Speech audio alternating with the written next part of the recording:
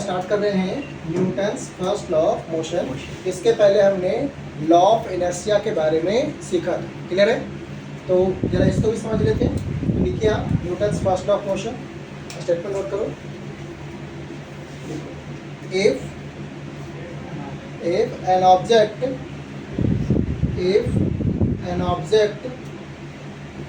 is in rest, if an object is in rest or moves with constant velocity,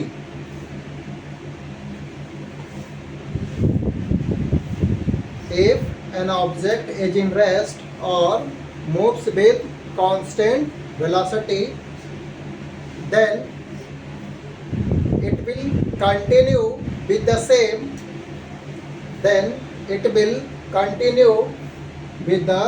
same until unless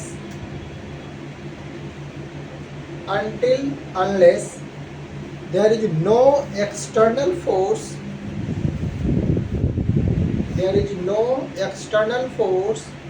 is being applied. Until unless there is no external force is being applied, ठीक है? और एक तरीका से जो Newton's first law of motion है वो आपको क्या ही बता रहा है, फोर्स का डेफिनेशन बता रहा है। मतलब कैसे, देखो इसमें क्लियर है कि ऑब्जेक्ट अगर वो रेस्ट में है, मैं बोलता हूँ कि इसकी इनिशियल वेलोसिटी 0 है, तो ये रेस्ट में ही रहेगा। कब तक? तो आंसर है जब तक इस पे कोई बाहर से फोर्स नहीं लगाते। अगर आप इस पे कोई फोर्स नहीं लगाओगे तो ये पहले रेस्ट में था, तो ये रेस्ट में ही रहेगा। ये अपनी इनिशियल कंडीशन ऑफ रेस्ट को चेंज नहीं कर सकता। कब तक नहीं कर सकता? जब तक कि आप इस पे फोर्स लगा दें। दूसरी चीज, अगर कोई ऑब्जेक्ट कांस्टेंट वेलोसिटी से, वेलोसिटी में बच्चे मैग्नीट्यूड और डायरेक्शन दोनों इंक्लूडेड है, मैंने वर्ड यूज किया है कांस्टेंट वेलोसिटी। अगर ऑब्जेक्ट कांस्टेंट वेलोसिटी से मूव कर रही है, राइट, तो इसकी इनिशियल कंडीशन क्या है बताओ? Constant velocity. तो इसकी वेलोसिटी अपने आप चेंज नहीं होगी, ठीक है? जब अपनी इनिशियल कंडीशन चेंज नहीं होगी, इसकी इनिशियल कंडीशन क्या होगी? Constant velocity. तो इसकी कांस्टेंट वेलोसिटी अपने आप चेंज नहीं होगी। कब तक नहीं चेंज होगी? जब तक कोई बाहर से इस पे फोर्स नहीं है ना।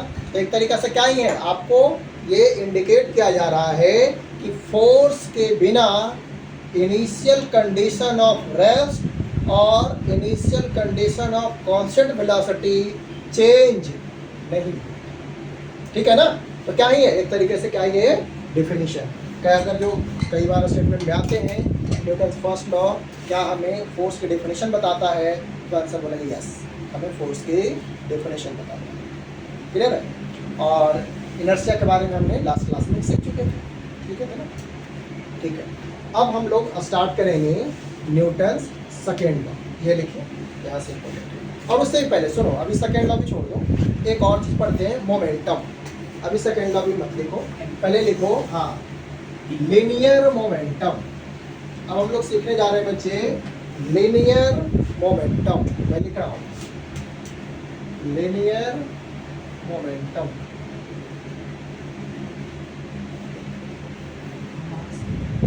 तो लिखेगा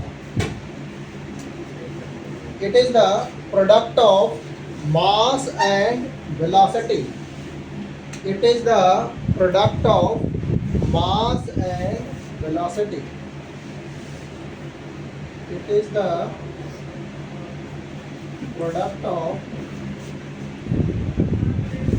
mass and velocity. सिंबॉलिकली हम लोग इसे P से प्रेजेंट करते हैं, P is equal to m v, और मैं तो ऐसे लिखूंगा, ऐसे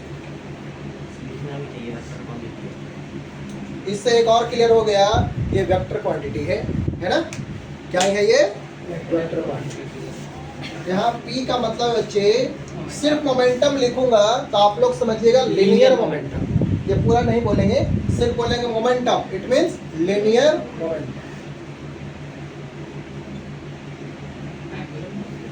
हाँ, वो एंगुलर भी होता है, इसीलिए अगर सिर्फ मोमेंटम है it means linear momentum, right? Chapter 7 में पढ़ेंगे एंगुलर मोमेंटम। ये हो गया बच्चे मास ऑफ ऑब्जेक्ट, पार्टिकल जो भी बोलो। And this one is what? Velocity.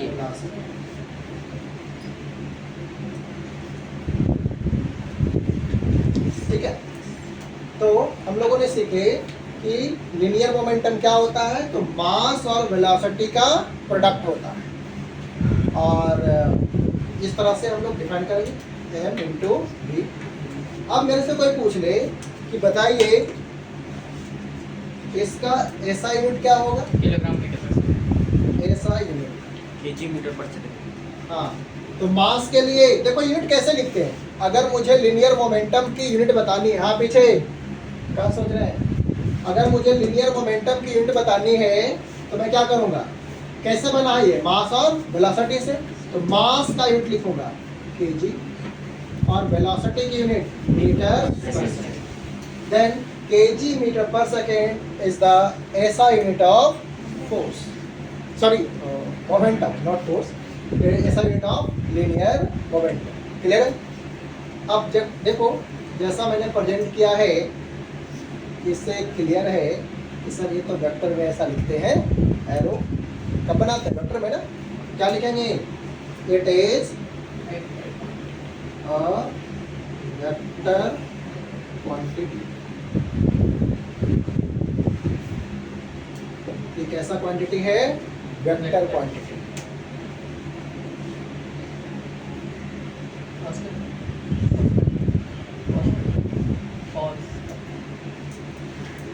अब हम लोग सीखने जा रहे हैं कि Newton second law of motion क्या होता है।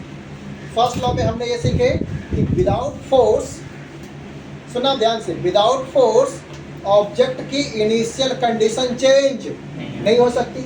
अब ध्यान दीजिएगा बच्चे, इनिशियल कंडीशन क्या हो सकता था? रेस्ट का कंडीशन, कांस्टेंट वेलोसिटी का कंडीशन।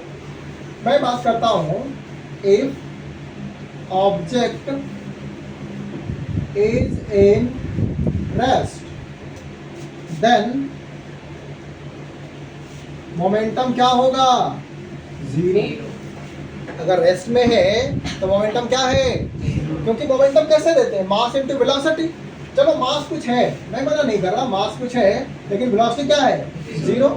तो कुल मिला के मोमेंटम क्या हो गया बच्चे? जीरो। इनिशियल मोमेंटम क्या है?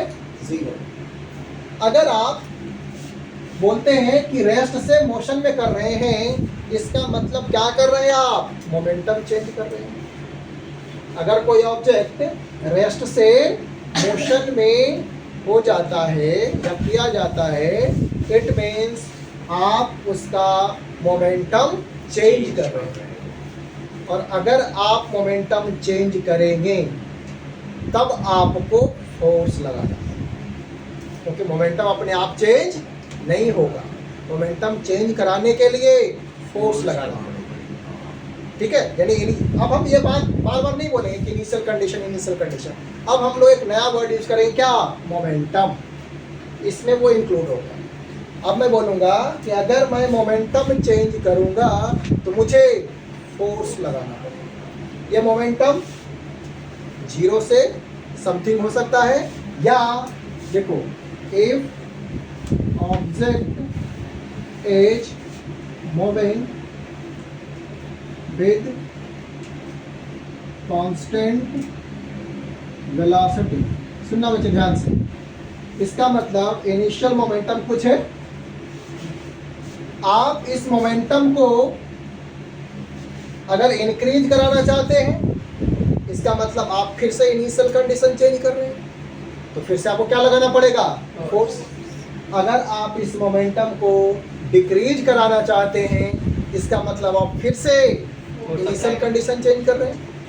है ना, इनिशियल कंडीशन चेंज कराना चाह रहे हैं, मीन्स आपको फिर से क्या लगाना पड़ेगा, फोर्स। ठीक है, तो कुल मिला के अब हम बार बार इनिशियल कंडीशन नहीं बोल के हम सिर्फ बोल सकते हैं कि मोमेंटम चेंज कराने के लिए फोर्स की रिक्वायरमेंट होगी। बात क्लियर है, मोमेंटम चेंज कराने के लिए फोर्स की रिक्वायरमेंट होगी, क्योंकि फर्स्ट लॉ से क्लियर हो चुका है कि बिना फोर्स ऐसा नहीं होगा। क्या नहीं होगा, मोमेंटम चेंज नहीं होगा, बोल सकते हैं ना ऐसा। और हम लोगों ने इससे पहले वर्ड यूज किए थे कि इसकी इनिशियल कंडीशन नहीं चेंज होगी। इनिशियल कंडीशन रेस्ट से मोशन में नहीं आ सकता, या मोशन से रेस्ट में नहीं जा सकता विदाउट फोर्स। ठीक है, तो हम लोग अब कितने बार मैंने ये वर्ड यूज किया है कि अब क्या वर्ड यूज करने वाले नया वाला, मोमेंटम। यानी मोमेंटम चेंज कराने के लिए फोर्स की रिक्वायरमेंट होगी। याद हो गया, मोमेंटम चेंज कराने के लिए फोर्स की रिक्वायरमेंट होगी। अब आप लोग लिखिए Newton second law of motion. Newton second law of motion, इसको भी रफ कर देते हैं।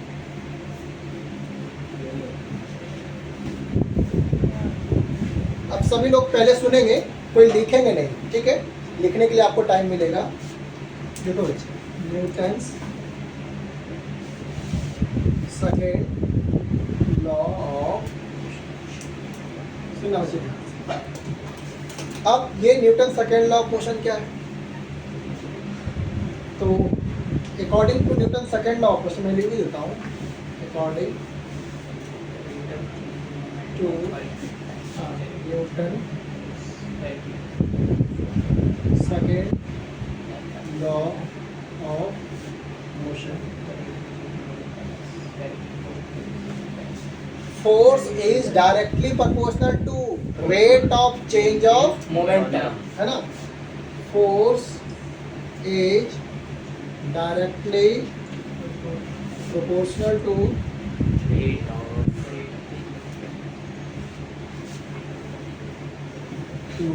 बोलो rate of change of momentum। Momentum का मतलब लीनियर मोमेंट। अब मैं इसको ऐसे लिखूंगा, फोर्स क्या होगा, रेट डायरेक्टली प्रोपोर्शनल टू हो गया rate of change of dp by dt। अब जब मैं इस प्रोपोर्शनलिटी साइन को हटाऊंगा तो मुझे क्या लिखना पड़ेगा, कांस्टेंट। तो मैं लिखता हूँ कांस्टेंट k और dp बाय dt। ये बात सही है, बोलो। और इस बार देखो, हर एक बार प्रोपोर्शनलिटी कांस्टेंट के कुछ ना कुछ वैल्यू होते थे। इस बार जो प्रोपोर्शनलिटी कांस्टेंट है बच्चे, इसकी वैल्यू है 1। मैं लिख भी देता हूँ, here k is equal to 1।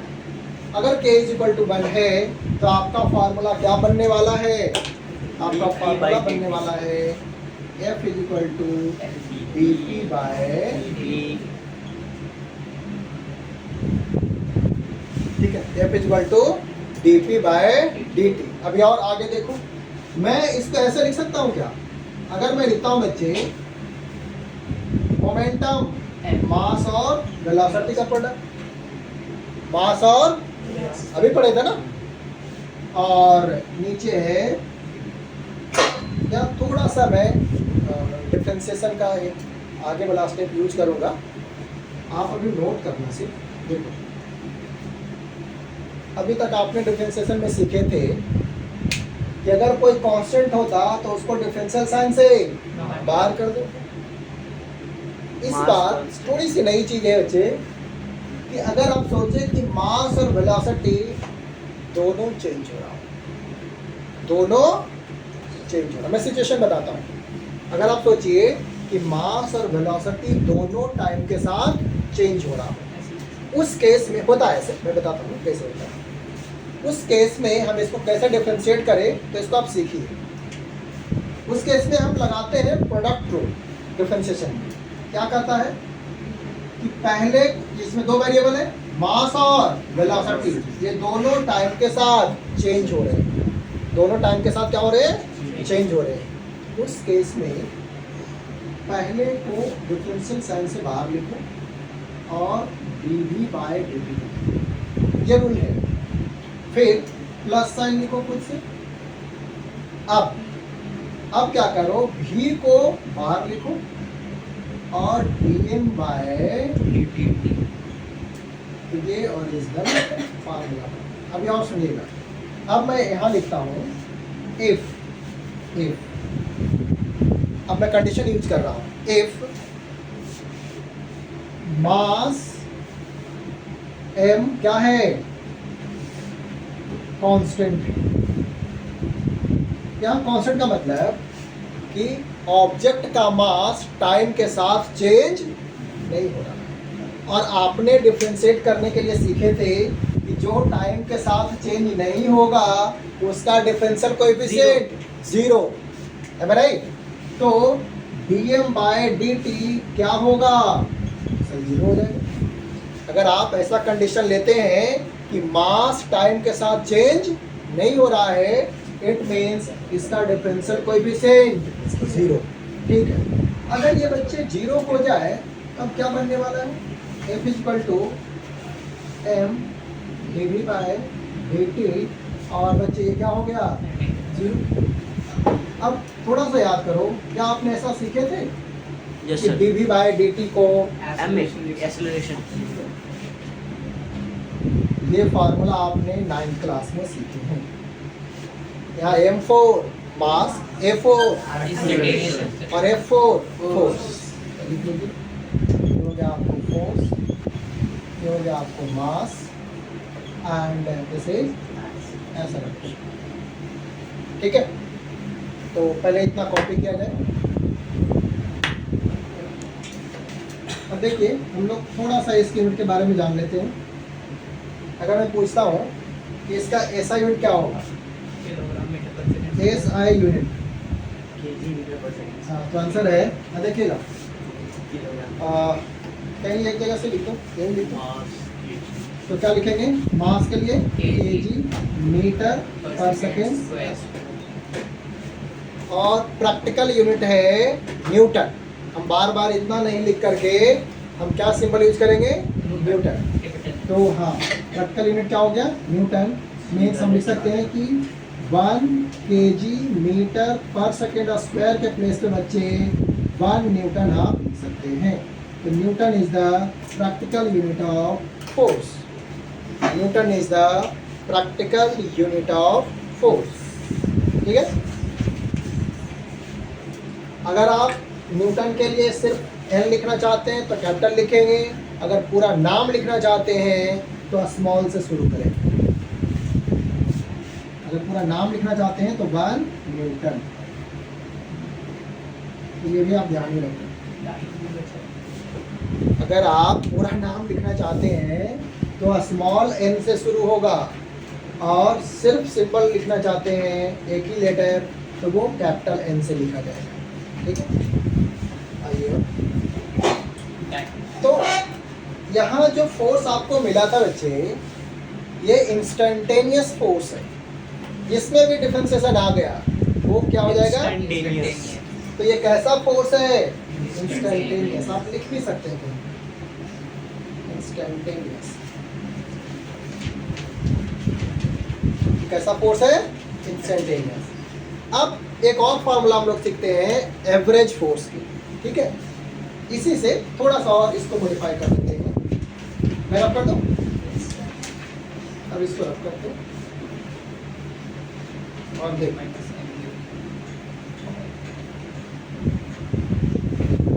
हमने सीखे हैं कि मोमेंटम चेंज कराने के लिए फोर्स की रिक्वायरमेंट होती है। बात ट्रू है। दूसरी चीज, आप जितना हाई रेट से मोमेंटम चेंज कराएंगे आपको फोर्स उतना ज़्यादा लगाना। ये तो लिखा हुआ था, F proportional to, directly proportional to rate of change of momentum.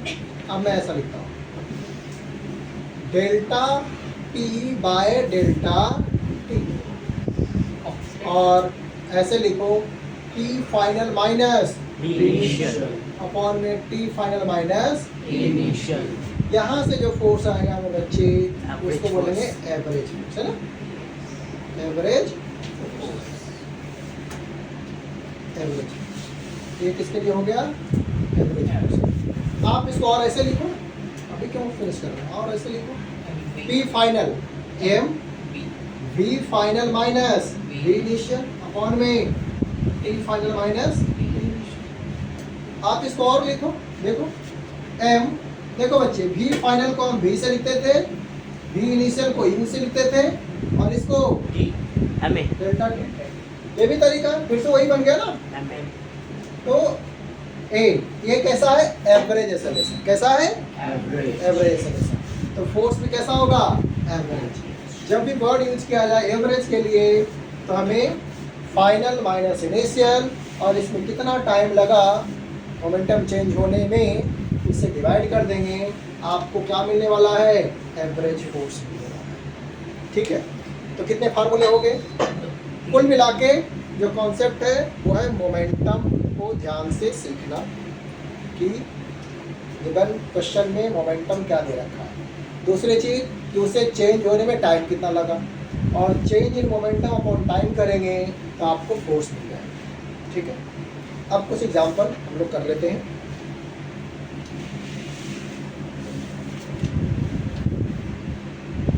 ये नोट कर लो।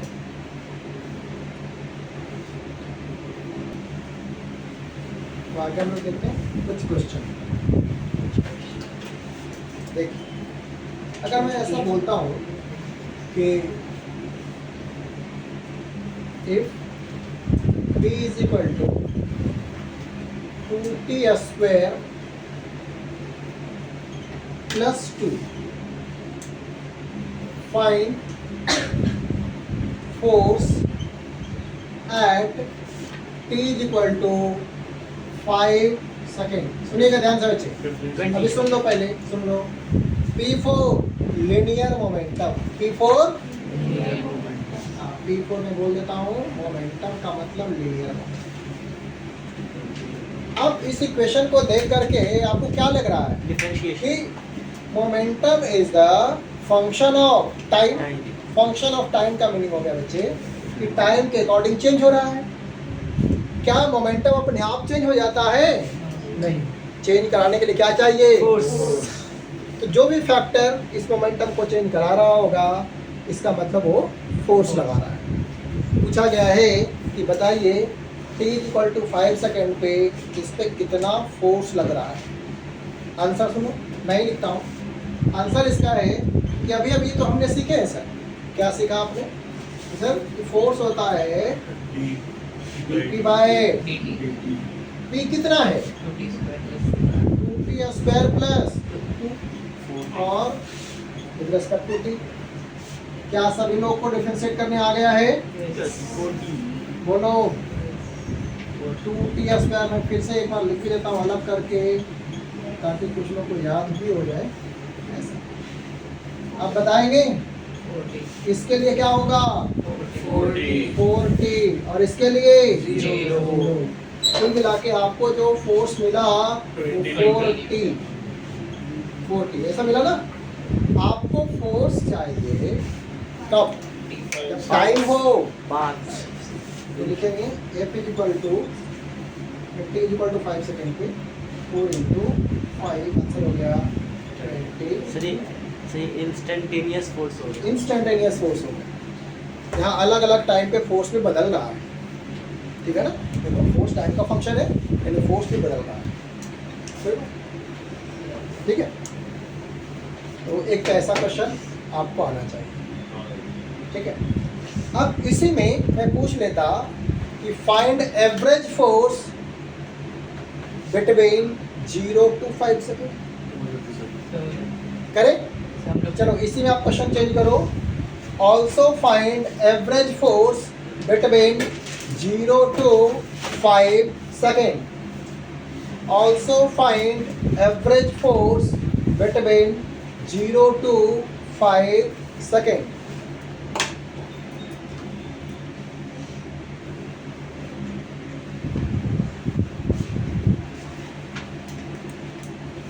Average force between 0 to 5 second.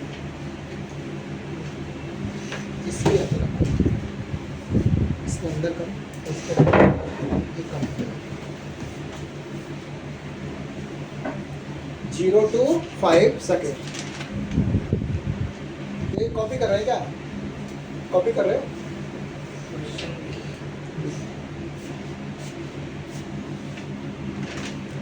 Also find average force between 0 to 5 second. Answer लिखो। चलिए सर, आप देख लीजिए, करेंगे? ट्राई करें। चलिए करिए। 0 to 5 सेकंड। 0 to 5 second. हाँ, सब लोग ट्राई कीजिए। सर 4 है 4 Newton average.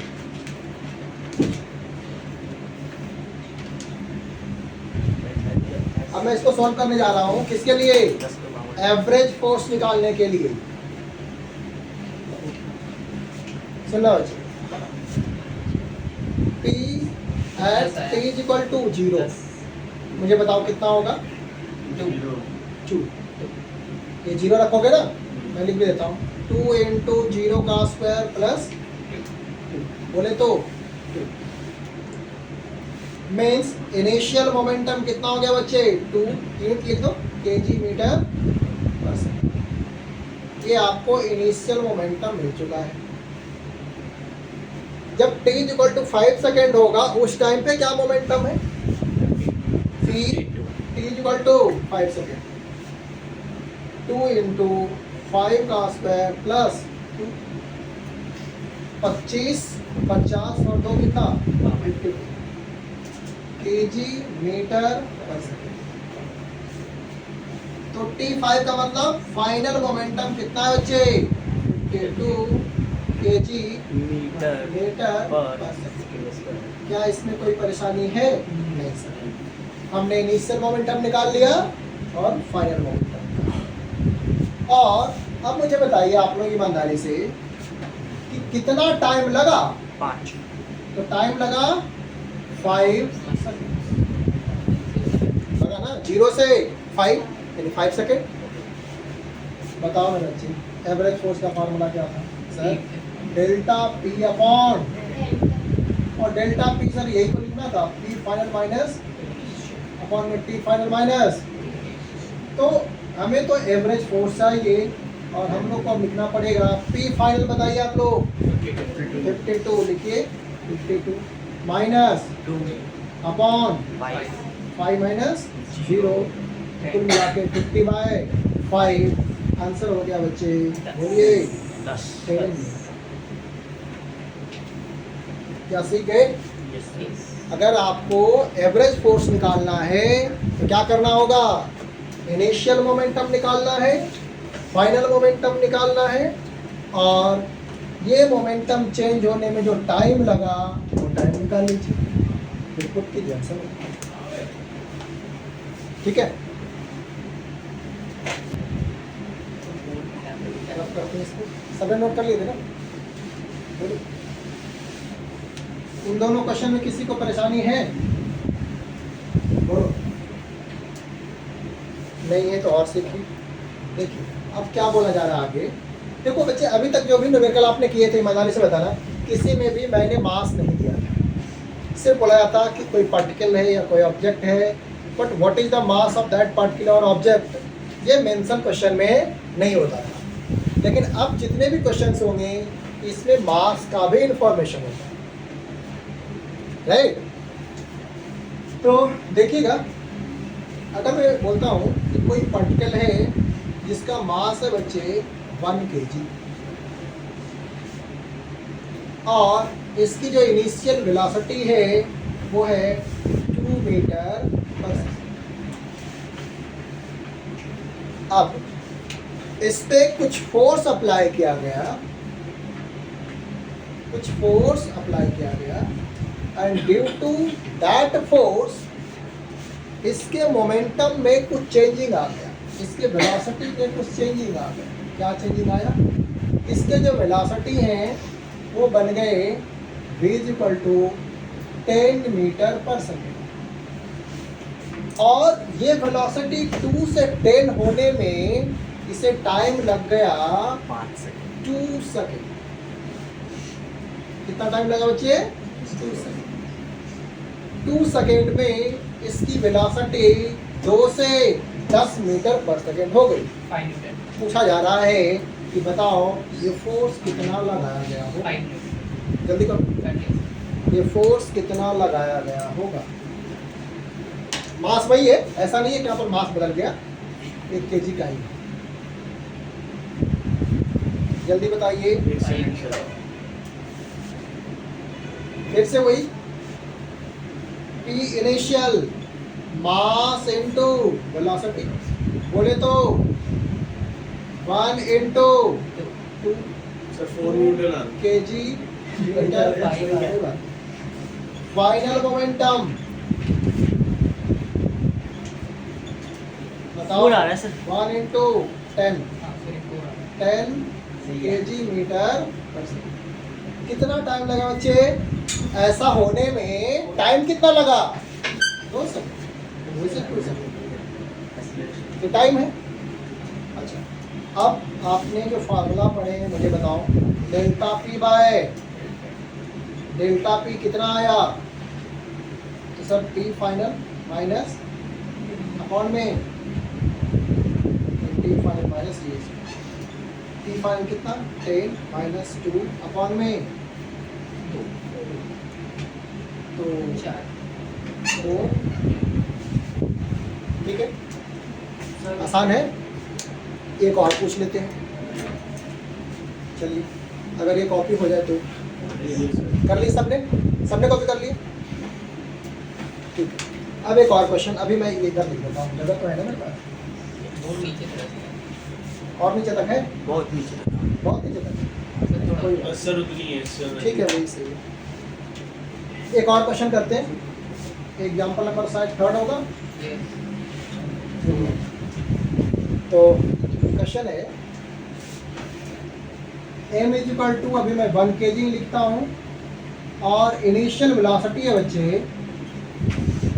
2 i cap metre पर सेकेंड और इसकी वेलोसिटी कुछ ऐसी हो जाती है 2 j कैप मीटर पर सेकेंड।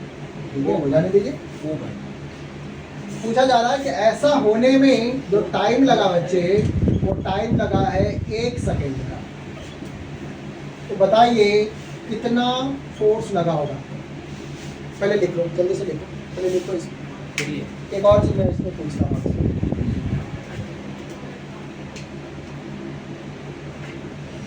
नोट कर लिए? अब सुनो ध्यान से।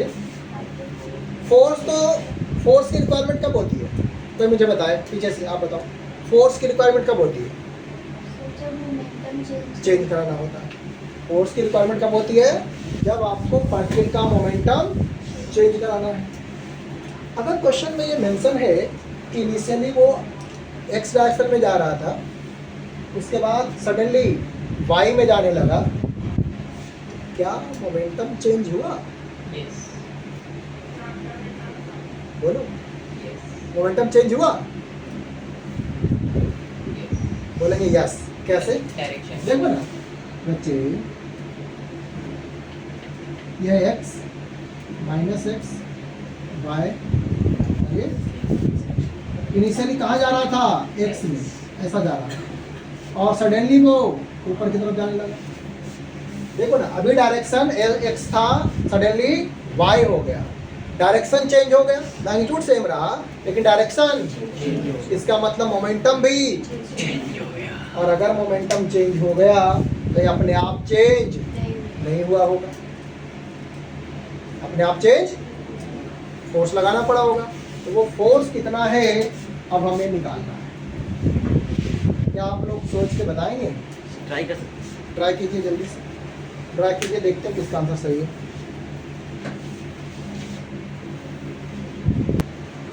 अब मैं आंसर लिख रहा हूँ, ध्यान से सुनो। फिर से वही काम, मैं रिपीट कर रहा हूँ चीज़ों को। इनिशियल मोमेंटम कोई मुझे बताए। सर इनिशियल मोमेंटम है मास इंटू इनिशियल वेलोसिटी। ठीक है, कितना?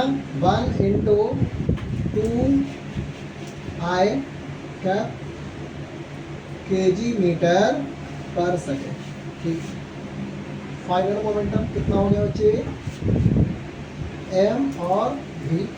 एम बोले तो 1 ही है और वी बोले तो 2, लेकिन अब डायरेक्शन चेंज हो गया है, केजी मीटर। अब मैं आपसे पूछना चाहता हूँ कि फोर्स कैसे निकालेंगे आप, तो बोलेंगे सर हम लोग delta P by delta T करने वाले हैं। डेल्टा पी का मतलब P final minus P initial upon में delta T. P final 2j cap minus 2i cap upon 1। तो आपके पास फोर्स तो यही आ गया ना अच्छे, हो तो क्या आंसर सर, फोर्स मुझे मिल चुका है 2j cap minus 2i cap. देखो पहले वाले का क्या रोल है जरा इसको भी समझो। अगर फोर्स जिन्होंने नहीं पढ़े अभी थोड़ी सी दिक्कत हो जाएगी। अब आपने momentum, rate of change of momentum निकाला और वो फोर्स के बराबर होता है, और फोर्स क्या सोल्व होकर के आ गया 2j cap minus 2i cap. मैं आपसे मैग्नीट्यूड पूछ लूँ क्या होगा मेरे बच्चे, सर स्क्वायर रूट ऑफ आई के या जे के कोएफिशिएंट का स्क्वायर प्लस में आई का कोएफिशिएंट का स्क्वायर, आंसर हो जाएगा। बोलो 4 और 4 8, 8 को क्या लिख सकते हैं 2। तो आपका जो आंसर हो गया मेरे बच्चे हो गया 2√2 मीटर। क्या परेशानी है, एक ऐसे क्वेश्चन भी कर लिए ना, वो रिजल्टेंट फाइंड रिजल्टेंट ग्राफ पे, उस ग्राफ पे अच्छा इस पे बनाना है, मैंने ऐसे ही किया ये इनिशियल और ये फाइनल। फाइनल चेंज निकाल, final minus initial, triangle final minus initial. तो इनिशियल ऐसा था ना, ऐसा पहले था। सर पहले एक्सेलरेशन निकालना था, उस फिर ठीक है, हर एक तरीके से कोई दिक्कत नहीं। ठीक, नोट कर ली सबने, यहाँ तक अगर कॉपी हो गया है। अब दूसरा क्वेश्चन, अब फिर से थोड़ा सा सोचना है, ऐसा नहीं कर रहे। क्वेश्चन है, बहुत ही आसान सा क्वेश्चन दे रहा हूँ। एक ऑब्जेक्ट है जिसका मास है बच्चे 1 kg और u है 0। मैं ड्रॉप कर रहा हूँ, ड्रॉप का मतलब इनिशियल वेलोसिटी, ड्रॉप जब भी वर्ड यूज किया जाएगा इट मीन्स इनिशियल वेलोसिटी 0। अगर इनिशियल वेलोसिटी 0 है और ये हाइट है मेरे बच्चे 10 मीटर, 10 मीटर की हाइट से ऑब्जेक्ट को ड्रॉप किया गया है। सुन लो पहले, सुन लो, 10 मीटर की हाइट से ऑब्जेक्ट को ड्रॉप किया गया है, और ये क्वेश्चन में मेंशन किया गया है कि जब ये ग्राउंड को हिट करेगा तो सेम मैग्नीट्यूड से ये ऊपर की तरफ वापस जाएगा, सेम मैग्नीट्यूड से। अगर मैं बोलूँ ये भी से हिट किया है तो भी से ही वापस जा रहा है। उसी पॉइंट और इस फिनोमेना को होने में जो टाइम लगा बच्चे, ये टाइम है 0.1 सेकेंड। 0.1 सेकेंड मीन्स 0.1 सेकेंड में इसकी वेलोसिटी का डायरेक्शन चेंज हो गई, लेकिन मैग्नीट्यूड चेंज, जिस भी वेलोसिटी से हिट किया उसी मैग्नीट्यूड से रिबाउंड कर रहा है। तो आपको बताना है कि कितना फोर्स अर्थ ने बॉल पे लगाया। अब देखो, अगर अर्थ बॉल पे फोर्स नहीं लगाती, सुनो ध्यान से, अगर अर्थ बॉल के ऊपर फोर्स नहीं लगाती तो क्या बॉल का मोमेंटम चेंज होता? अगर मोमेंटम, देखो क्या मोमेंटम चेंज हुआ है वहाँ से, पहले वो नीचे आ रहा था और सडनली टकराने के बाद, इसका मतलब मोमेंटम तो चेंज हुआ है, और मोमेंटम चेंज हुआ है इसका मतलब फोर्स लगा है, सर 2 और जिसने मोमेंटम चेंज कराया उसी ने फोर्स लगाया। अर्थ ने चेंज कराया तो अर्थ ने फोर्स लगाया। बात क्लियर है? बोलो। डबल एनर्जी लगेगी ना, एक तो उसको खत्म अब तो फोर्स की बात 10 है। न्यूटन। हाँ मतलब जो फोर्स है अब करो, पहले कैलकुलेट करो। 10 न्यूटन। क्या? आएगा 10 न्यूटन। तो देखते हैं अभी कितना आता है। डबल लगेगा, मतलब जितना वेलोसिटी होगी अभी आप लोग कीजिए, आप उसको फॉलो कर रहे हैं। बंद है ये, अब बंद है। पहले नहीं बनता। अभी चालू है। सुनिएगा,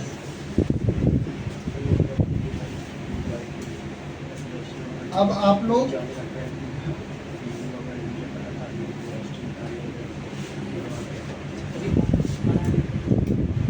मुझे बताओ कि जब ये ग्राउंड पे पहुंचेगा तो इसकी वेलोसिटी कितनी होगी। फॉर्मूला यूज कर लो, v square equal to u square plus 2as। v square मुझे चाहिए, u कितना 0, 2 a कितना -10 और -10। तो बात सही है। Yes, sir. a भी नीचे की तरफ, s भी नीचे की तरफ, दोनों को नेगेटिव ले लिया, 10 तो v आ गया 10 Root 10 root 200 हो गया प्लस में। ठीक है, बोले तो 10 रूट 2 भी आ गया 10 रूट 2 मीटर। प्लीज देखो बच्चे, मैं सिर्फ इस बात का जिक्र कर रहा हूँ कि जब ये ग्राउंड को हिट किया, मैं यहाँ बना रहा हूँ, जैसे वो ग्राउंड को हिट किया तो उस टाइम के लिए इसकी जो मोमेंटम है, zero. नहीं वो किस मोमेंटम से हिट किया, तो मास इनटू वेलोसिटी। तो मास कितना 1 और वेलोसिटी कितना 10 रूट 2 kg मीटर पर सेकंड। एक और चीज मैं आपसे रिक्वेस्ट करता हूँ कि बच्चे आप साइन भी लिखो। नीचे के डायरेक्शन के लिए आपने नेगेटिव लिखा था, हाँ या ना, तो आप लिखो P initial -10 root 2 kg metre पर सेकंड। कोई परेशानी है क्या? नहीं सर, लिख सकते। हम लोग मोमेंटम एक वेक्टर क्वांटिटी है, हम साइन भी लिखेंगे, और नीचे का डायरेक्शन में मोमेंटम था तो इसके लिए मैंने लिखा नेगेटिव में 10 रूट 2 kg मीटर पर सेकंड। ये बात ठीक है? अब सुनो, कोलिजन हुआ और कोलिजन के बाद ये ऊपर गया। क्वेश्चन में मेंशन है ये ऊपर जो गया उसका इंफॉर्मेशन है, बताएंगे बच्चे। मास तो चेंज नहीं हुआ, वही है। क्या वेलोसिटी का मैग्नीट्यूड है? तो सर वो जिससे हिट किया था, हिट तो किया था 10 रूट 2 से, तो ऊपर भी किसे जाएगा 10 रूट 2। और ऊपर के लिए हमने पॉजिटिव साइन लिखा, मीन्स इसका जो मोमेंटम चेंज हुआ Positive और 10. Final momentum 10 root 2 kg metre पर सेकंड। ये बात ठीक है? बोलो, इनिशियल मोमेंटम डाउनवर्ड डायरेक्शन में 10 रूट 2 kg मीटर पर सेकंड और final momentum 10 root 2 kg metre पर सेकंड, लेकिन अपवर्ड डायरेक्शन। क्या मोमेंटम चेंज हुआ? यहाँ से डायरेक्शन चेंज हो गया, इसका मतलब मोमेंटम चेंज हुआ। हाँ, ये बात अलग है कि इस बार मैग्नीट्यूड चेंज, सिर्फ डायरेक्शन चेंज। क्या चेंज हुई है? हम लोगों ने जो फोर्स के बारे में कॉन्सेप्ट सीखे हैं बच्चे, वो यही तो सीखे हैं कि डेल्टा P बाय, मुझे बताइए आप लोग ईमानदारी से, P फाइनल माइनस अपॉन में T final minus P final कितना? अभी लिखो नहीं प्लीज, अभी देखो। P फाइनल कितना? पहले फाइनल लिखो 10 रूट 2 माइनस पहले और फिर से -10 रूट। कितना टाइम लगा बच्चे? 0. तो फोर्स हो गया 200, पहले लिख देता हूँ 20 10 रूट 2 बाय 0.1, बोले तो 200 रूट 2। इस बात से एग्री है? और F जो हो गया उसका साइन कितना है? साइन क्या है? प्लस है, पॉजिटिव है ना? साइन क्या है? मीन्स जो फोर्स लगा वो ऊपर की तरफ गया, तभी तो ऊपर गया। ठीक है, फोर्स क्या आया? पॉजिटिव। अर्थ ने जो फोर्स लगाया वो ऊपर की तरफ फोर्स लगाया, कितना? 200 रूट 2 न्यूटन। बताओ क्या दिक्कत? क्या मैंने कोई अलग सा रूल लगा दिया? नहीं, हमने बिल्कुल जो पहले डिस्कस किए थे बच्चे, उसी को फॉलो किया है। क्या? Change in momentum. मैं रट लगा रहा हूँ चेंज इन मोमेंटम, और मोमेंटम चेंज होने में टाइम आपको लिखना है। किसी ने ये वाला टाइम कंसिडर किया है तो ये टाइम कंसिडर नहीं करना है, क्योंकि हम लोग बात करें कि अर्थ ने कितना फोर्स लगाया उसके मोमेंटम चेंज कराने में, तो ये वाला चीज़ आपको, ठीक है, कॉपी कीजिए। इसका आंसर सही का पता नहीं। चलिए अब एक बहुत ही आसान सा क्वेश्चन आपसे पूछा जाए, ये कॉपी कर लेना सबने, नो सर। करो करो। चलिए अभी जो क्वेश्चन पूछने जा रहे हैं अभी कोई बताएगा नहीं, सब लोग सिर्फ मन में सोच के रखें, जब बोलने के लिए बोलेंगे तब।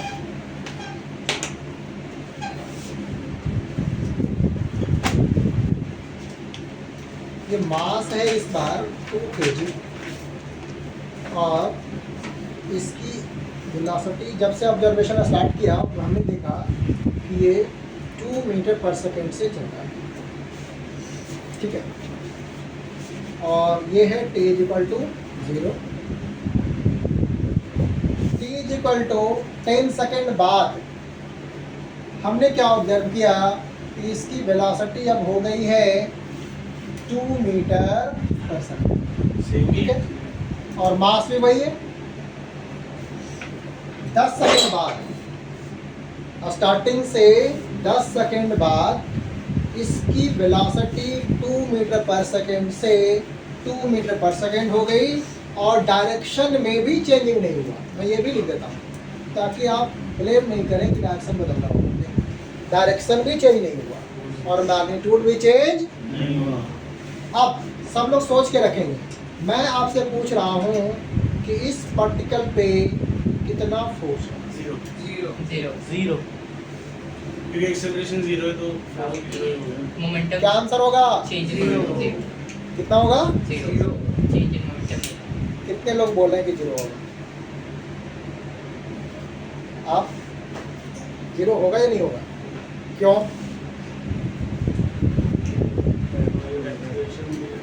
एक्सेलरेशन नहीं होगी, और एक्सेलरेशन नहीं हो रही इसका मतलब फोर्स भी नहीं लग रहा है, क्योंकि एक्सेलरेशन कराने के लिए क्या चाहिए? फोर्स चाहिए। तो क्या यहाँ एक्सेलरेशन नहीं हो रही? नहीं, कैसे? कांस्टेंट क्योंकि constant speed velocity velocity constant. हाँ, हम वर्ड यूज करेंगे वेलोसिटी। सुनिएगा, तो आप सभी का आंसर क्या है? सही है। कितना होगा? मीन्स कांस्टेंट वेलोसिटी से चलने के लिए फोर्स की जरूरत नहीं होती।